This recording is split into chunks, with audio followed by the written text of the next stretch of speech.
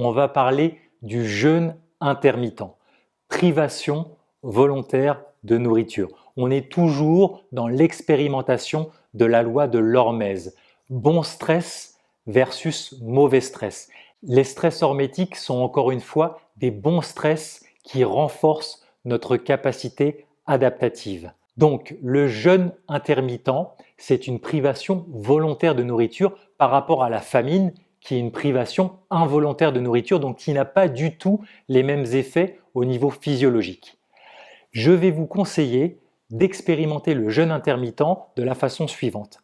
Décalez votre petit déjeuner la première semaine d'1 heure. Vous décalez votre première prise alimentaire d'1 heure et vous expérimentez comment ça va.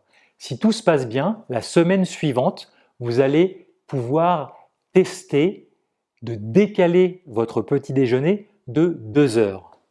Et on va décaler progressivement comme ceci, de semaine en semaine, jusqu'à temps que vous arriviez à midi.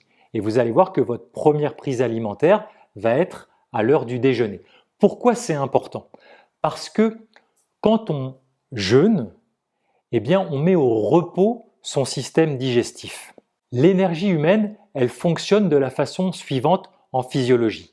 Le premier niveau qui consomme notre énergie, c'est la digestion. Quand vous digérez, quand vous êtes en train d'assimiler, de digérer de la nourriture, quand il y a de la nourriture dans votre système digestif, cela consomme 40% de votre énergie vitale. Oui, vous avez bien entendu, 40% de votre énergie vitale. Ça veut dire que quand vous êtes en phase de digestion, vous fonctionnez simplement avec 60% de votre vitalité. Si vous reste de l'énergie, après le deuxième poste énergétique, c'est faire fonctionner la réflexion, la pensée. Le troisième poste énergétique, si vous reste de l'énergie disponible, c'est faire fonctionner l'appareil locomoteur, d'accord, la motricité. Et enfin, le quatrième et dernier poste énergétique qui est extrêmement important, c'est pour la régénération du corps.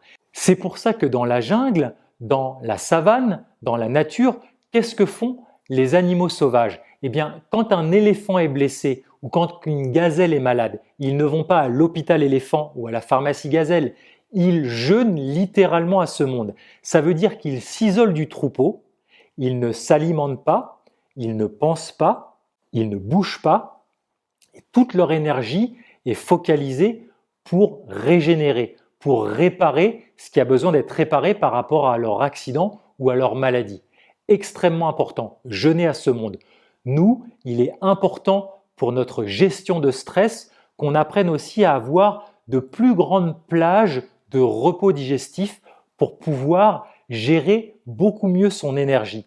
Extrêmement important. Donc, encore une fois, je vous invite progressivement, on est dans quelque chose de progressif toujours dans la loi de l'hormèse, d'expérimenter ce jeûne intermittent, on appelle ça un jeûne intermittent, en décalant la première semaine simplement d'1 heure votre petit déjeuner et vous incrémentez progressivement. Et l'idéal, c'est d'avoir 14 heures, 14 à 16 heures de repos digestif. Ce jeûne intermittent va vous permettre d'expérimenter au niveau physiologique ce qu'on appelle l'autophagie.